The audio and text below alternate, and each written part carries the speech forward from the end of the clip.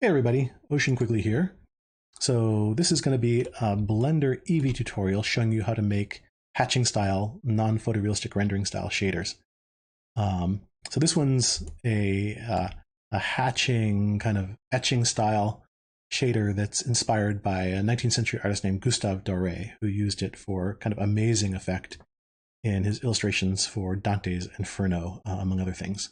But it kind of gives your 3D models the look of something that was hand drawn by an artist. So without any further ado, let's get into it. So let's see, let's go ahead and get rid of this background. And let's clear these. And let's make a new shader. And we'll call it hatching tutorial. And let's see, let's assign it to the sphere up there too.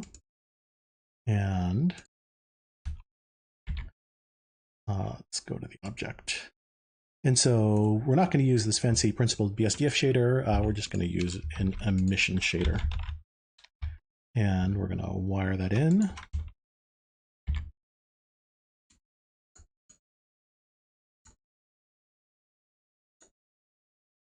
And the first thing we're going to do is bring in a line texture. So let's add an image texture node and wire that in and use this ramp in and out, which is just a simple Photoshop gradient. And I've got Node Wrangler installed. So Control T to bring up mapping nodes. And I'm going to set this to camera. And let's see, I'm going to make a value node to deal with tiling. So let's see, value, let's just dial this into scale. And I'm going to rename this and call it tiling. So now I can sort of drive the tiling in a single spot. Cool. So this is the first part, getting some lines on the surface. The next part is going to be how we control these lines with the lighting on the sculpture. So I'm going to go ahead and make a diffuse BSDF node and wire it into a RGB shader to RGB node. And just see what that looks like. There's some lighting. I should show you what that lighting looks like. Let's see.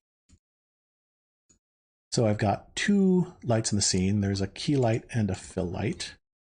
The fill light is a sunlight set to 15 back here, and the key light is another sunlight set to 30 over here. So I've got both of them on. So now what we need to do is connect up the outlines or the lines to the lighting. And we're going to do that by, well, first we're going to scale them. So let's add a math node, set it to multiply, and let's go ahead and duplicate that. So I'm going to go ahead and scale the lighting by 2, something like that. And I'm going to go ahead and scale the lines by 2. There's going to be lots of tweaking of these numbers.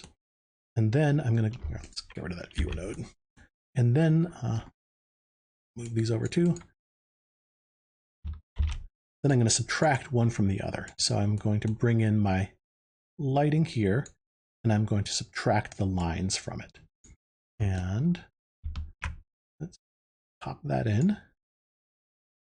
And okay, and so you can see we've got lines, we've got lighting. They're not very well tuned yet, so let's go ahead and play with our tuning. And you can see where the lighting is stronger, the lines are thinner, and where the lighting is, or where the lighting's darker, the lines are thicker. So that's basically clamping the lines in and out based on lighting. And you can tweak these values to get kind of the level of contrast that you want. And this shader involves a lot of sort of tuning and tweaking values until it does what you want. This angel also has a texture, so let's bring in the texture. We'll bring it between the shader node, the shaded RGB node, and the multiply node. So let's go ahead and add an image texture. And just duplicate that multiply node. And we will just scale those two together. And the texture is that one. So let's go ahead and let's do a couple things to make this more visible. So I'm going to go ahead and increase this tiling to like 8. And I'm going to go ahead and bring down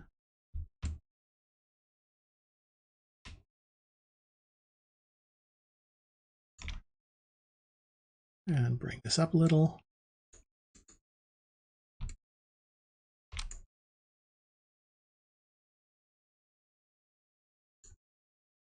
There we go. So that's the, well, let me make the lighting a little stronger.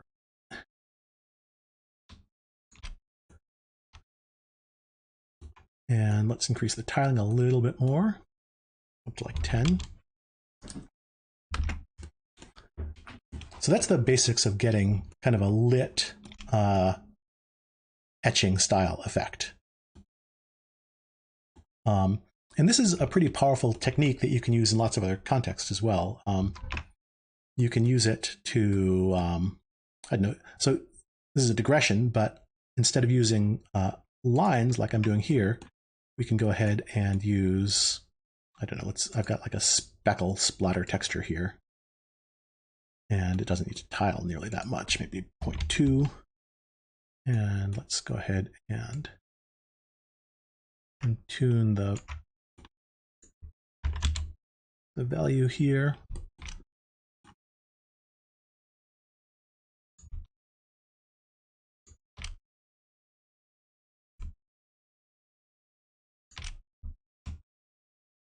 And so that gives you kind of like a mezzotint kind of quality.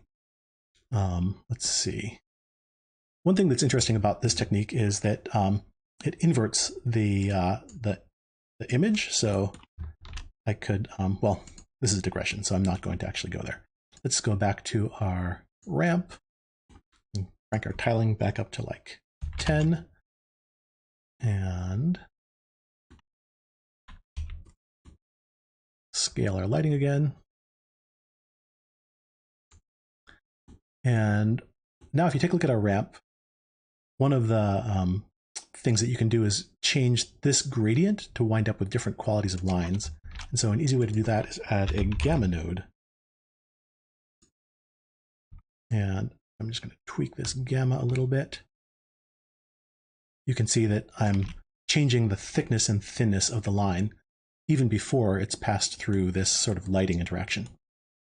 Okay, so that's something. It's getting there. But what we want to do is, let me actually make this lines a little bit more visible to make this next step obvious.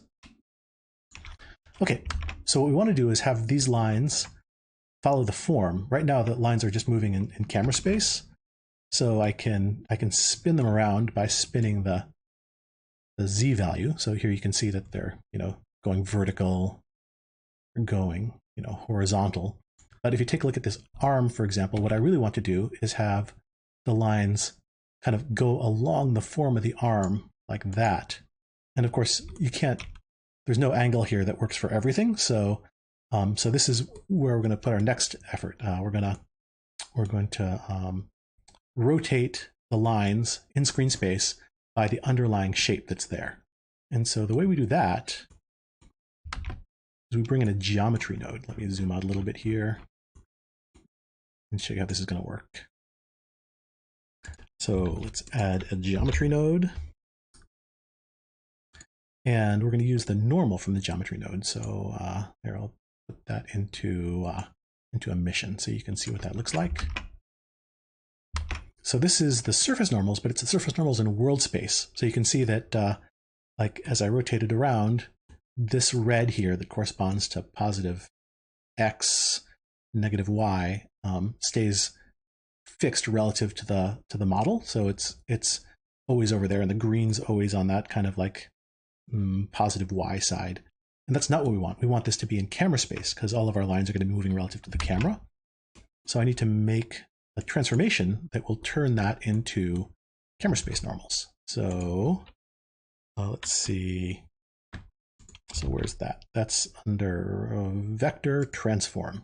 So now we're going to wire the normal into the vector and take it from world space into camera space.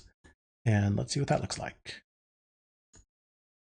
Okay, so now as I rotate around, you'll see that the that kind of red color over there stays on the same part of the sphere relative to the camera.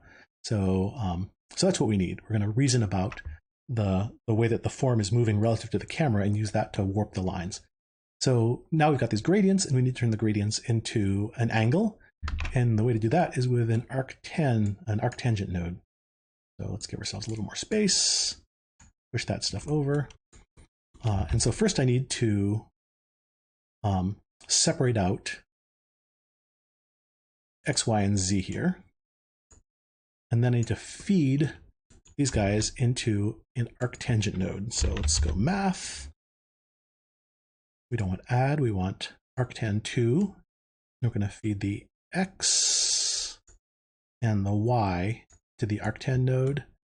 And let's just see what that looks like. And let me just wire this back in here so that the rest of it works. So so now we're starting to get an angle instead of sort of reds and greens and stuff like that. Let's go ahead and put that into the -1 to +1 space by dividing it by pi.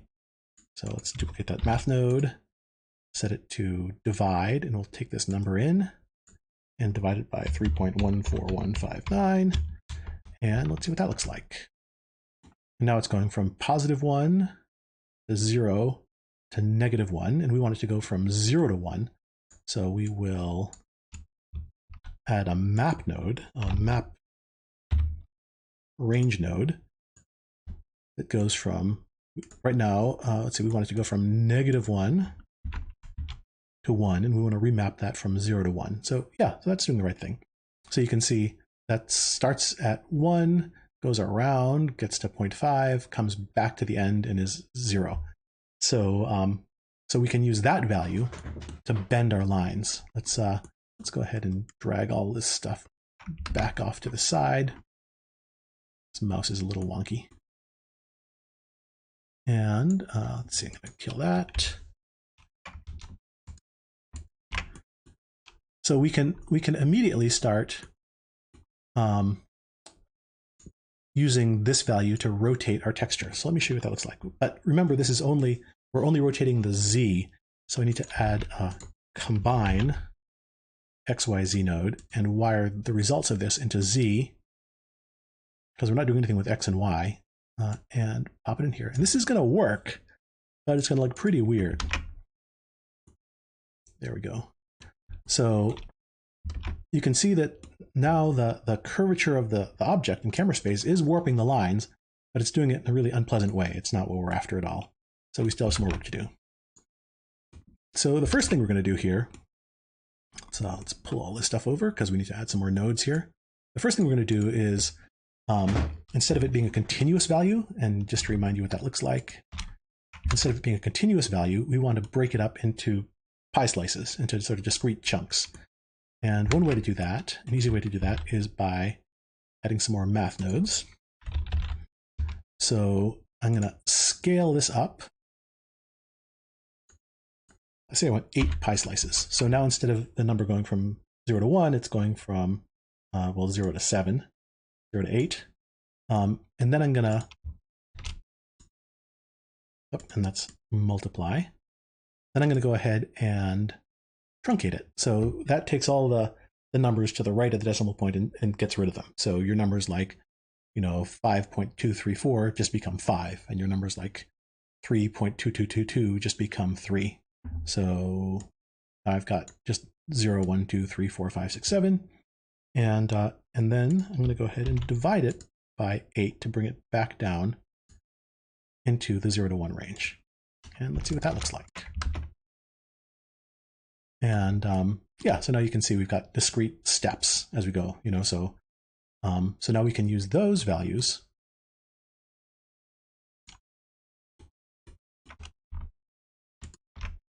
to warp our texture. And we no longer have the crazy swirls, which is great, but it's still not entirely working because you can see that the angles aren't going down the form properly. So for that to work, we've got to scale the results again.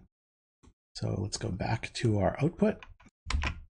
So here's where we're turning it into pie slices. Let's add another math node. And multiply it by, now I'm sure there's a real number here that a mathematician could tell you, but since I'm an artist, I just eyeballed it. And numbers like -32, more or less, work. So now you can see that all the lines are converging at a point, and you can kind of wiggle this number back and forth a little bit and see if you can get better results, but it's somewhere in this ballpark. All right, let's take a look at that. So at this point, it's starting to come together. There's a bunch of things that we can still do to improve it, so we will, but you can see the effect actually working now. Like those lines are running perpendicular to the sort of the cylinder of the arm, and they're sort of delineating the arm, and the lines are getting thicker and thinner depending on the lighting. And I'm gonna go ahead and bring this tiling up to 11.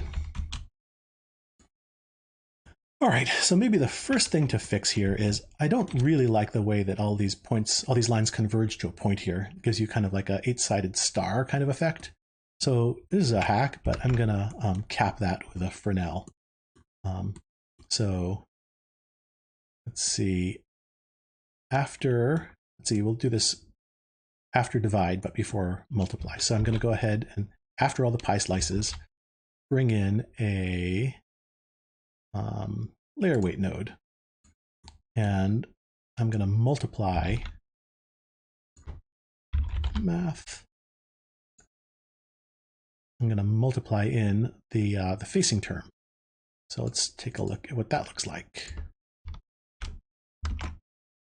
So you can see now I've got kind of a gradient of black going in there, but I don't actually want a gradient. I want that to be a hard step. So I'll just do that by adding color ramp. And I'll set it to constant and just bring this over. And so now I've just basically patched the area where all those lines converge on each other. And you can see what that does to the, let's see, let's clear some space here.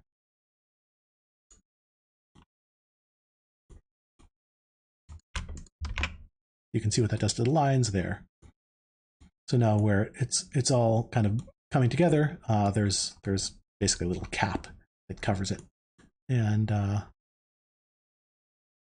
you can make that cap more or less as you will.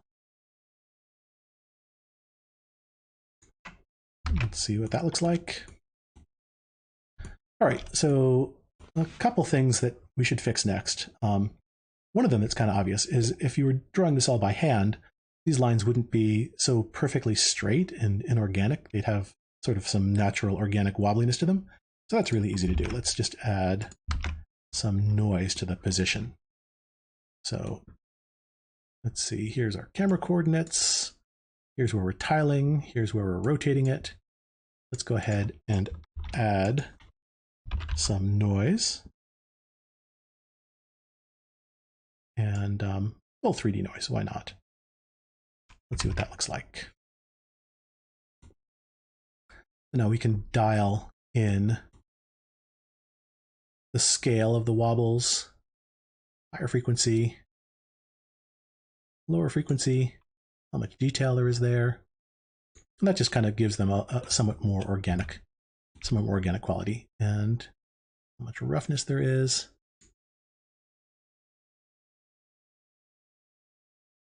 And you can play with the different noise functions that distort your lines and give them some more kind of life. But this kind of gets the point across. This is the basic idea. The next thing I want to do is fix the way that these edges abut each other. So this looks really artificial. Like if you were drawing this by hand, there's no way that you'd wind up with kind of clean patches that would be so sort of perfectly abutting each other. So I'm going to go ahead and address that by bringing in a voronoi texture. And I'm going to use it to kind of perturb the rotation. So let's zoom out again here. So here's all the stuff that we're using to generate the angles that we're using to spin our texture. And so I'm just going to go ahead and just try that again. Just go ahead and drag all those. Obviously, selection is tricky for me. Drag all those out of the way. And let's go ahead and add a voronoi texture. And we're just gonna add it in. So let's try math node. And let's see. So this is just rotating the Z position. So you're using the rotation relative to the camera, but I want to do a full 3D rotation. So I'll add in color here, and it's going to look a little wonky.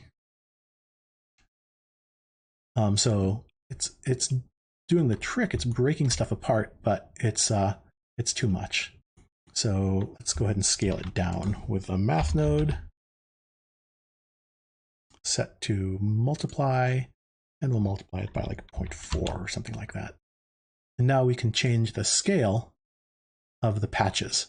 So the patches are kind of breaking up the visibility of the patches that we're deriving from the slope. See what that looks like.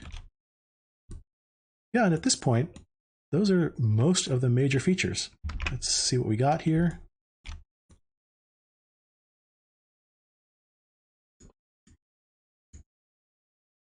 Yeah, so I'd say that the last things to try here are to bring in some texture for paper and for background and stuff like that, and just overlay them all. And then, yeah, we're almost done here. So let's go ahead and let's go to the world and add an image texture. And let's see, I've got a tiling paper texture here. And so let's just dial that in. And let's make sure that it's coming from the camera position. And now I just want to apply that same texture to our figure. So go to Object here.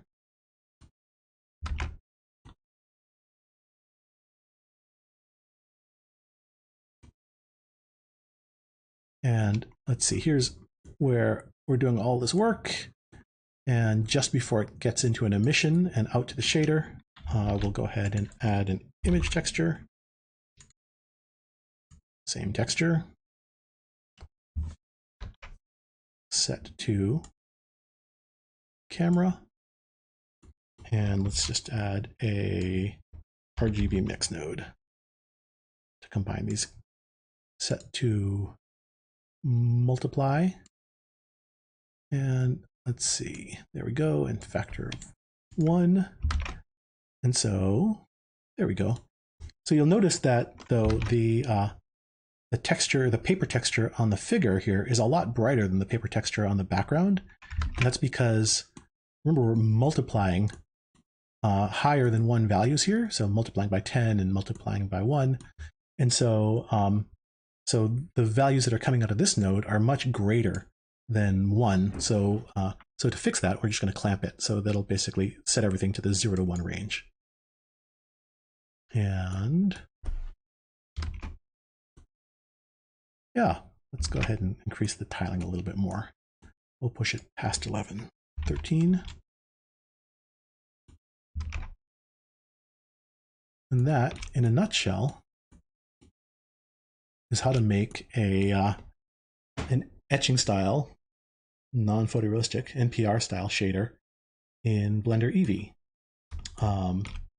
So if you have questions, leave them in the comments and I'll try and answer them. And if you want to see more NPR style shader techniques, give me a shout and we might make them. So that's all. If you like it, make sure to like and subscribe, and I'll talk to you all later.